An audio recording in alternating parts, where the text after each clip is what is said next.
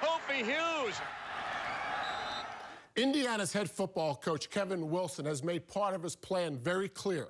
Consistent improvement on defense, and on offense be dynamic and high scoring. In fact, if you study Indiana football, you'll find their best years always had a dynamic offensive player.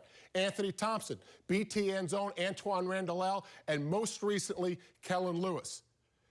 Today's Indiana team is not based on a dynamic offensive player, but it very well may be based on a dynamic offensive scheme.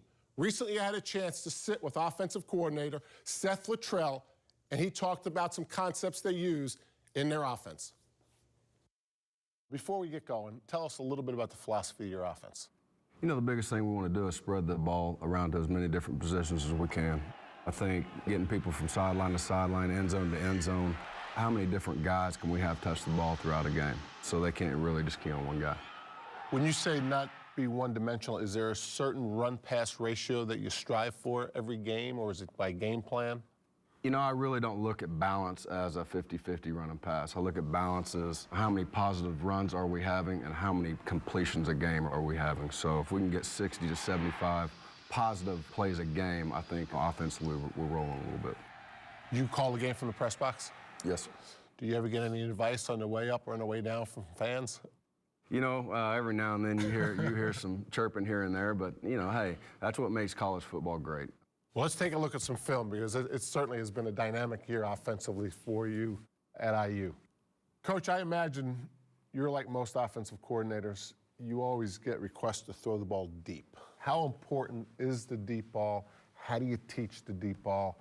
Do you go into a game saying, I'm going to throw X number of deep balls? Well, you try to go into each game understanding that you're going to throw some, because if you don't, a lot of guys, you know, they're going to sit in your routes. Take us through this specific deep ball. Well, here we put formation in the boundary, so we put 3 receivers in the boundary. Trying to get a one-on-one matchup here to the field, forcing the safety to do one of 2 things, either come down and play run support or forcing them to play over the top. So obviously we're putting them in a little bit of a conflict situation. That corner's on an island, and then right here we ended up going over the top. It's a nice job by Cameron's being on time, understanding where the safety is. He's down in a run-fit position, so he's not going to be able to get over the top for any help. The receiver did a nice job of staying on his line mark.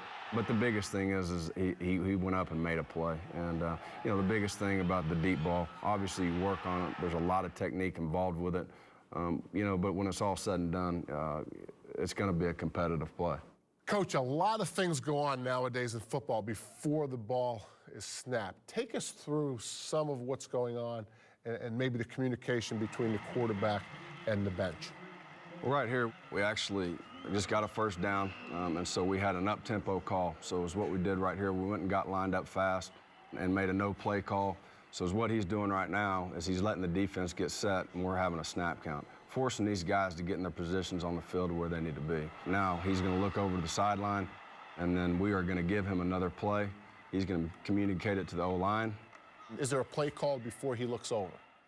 At this point, there was not. At times there is, right, but at this point there was not. Just to get everyone set. Just to get everybody set. Okay. Everybody set and lined up. Running play. Oh, and Houston, tons of room. He's got a chance. Houston, touchdown, Indiana.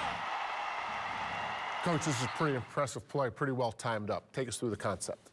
We have a zone run-pass concept, so we're going to count the numbers in the box. If they give us the numbers in the box, we're going to run the zone.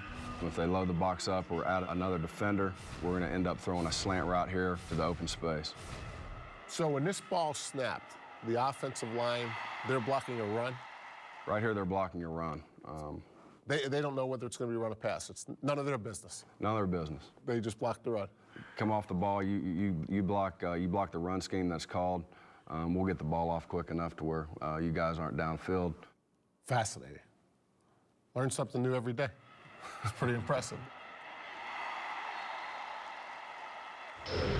Well, speaking of impressive, what an improvement in Kevin Wilson's second year at Indiana, which was his first with Littrell as his OC. More than 9 points a game better this year than last. They threw for more than 110 yards better, 14 more TD passes.